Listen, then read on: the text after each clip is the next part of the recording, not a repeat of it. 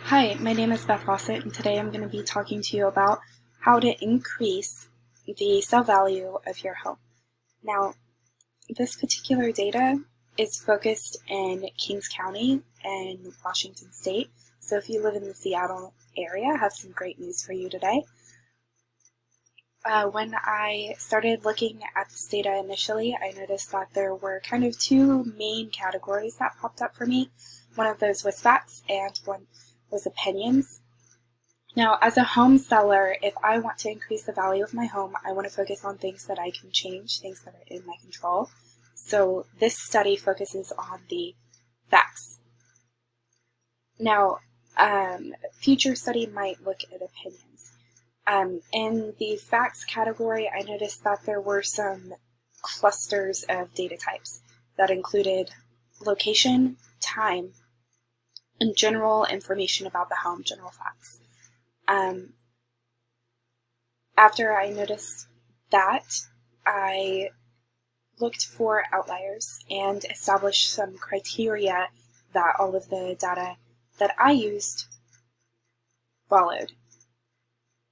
The first criteria is that there are six bedrooms or less, neighbors have a living area less than 4,000 square foot, your lot is less than 17,500 square foot, and neighbors' lots with less than 15,000 square foot.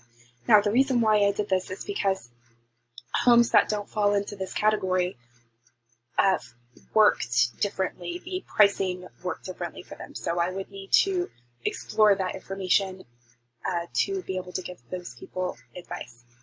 And the reason why I wanted to focus on smaller homes is because most people, the average person, is going to be living in a smaller home.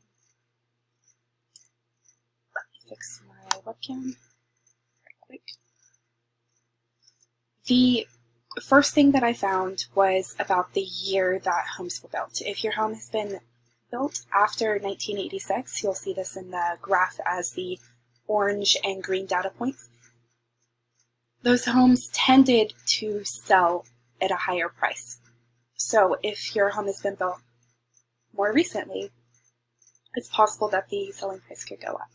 Now, this isn't something that you can necessarily control, so I did a little bit more exploration, and I found something interesting, that the number of bathrooms per bedroom in your home can actually be a great indicator of selling price. So you'll notice here in the graph that it goes from pinks to purples, and that change in color corresponds to an increasing number of bathrooms per bedroom.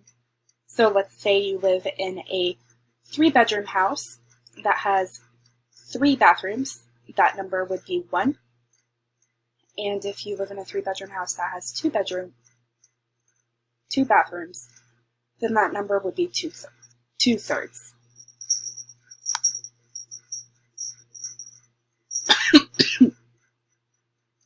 Excuse me, I'm getting over a cold. So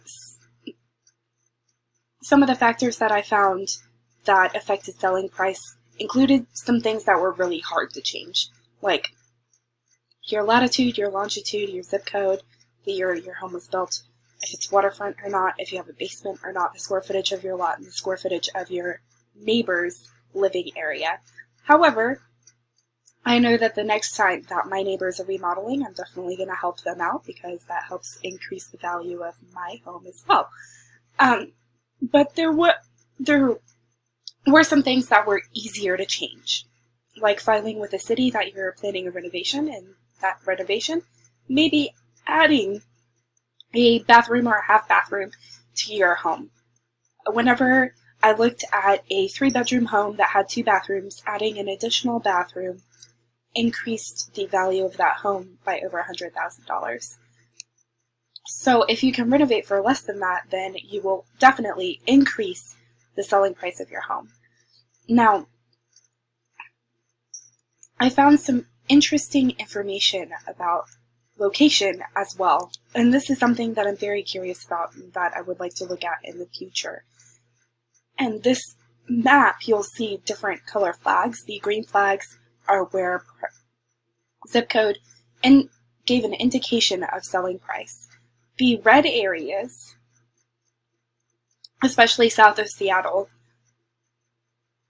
were places where the zip code didn't matter to the selling price of the home. And so I would like to do some exploration in the South Seattle area to kind of explore exactly what's going on there and make some other recommendations for individuals that live in that specific area. If you have any questions or would like to know more information, please feel free to contact me. This is my website where you can find this project. Please feel free to reach out to me and ask me any questions that you may have. Or, sorry, leave a comment on the video below and I'll get back to you. Thank you so much for your time, and I appreciate you.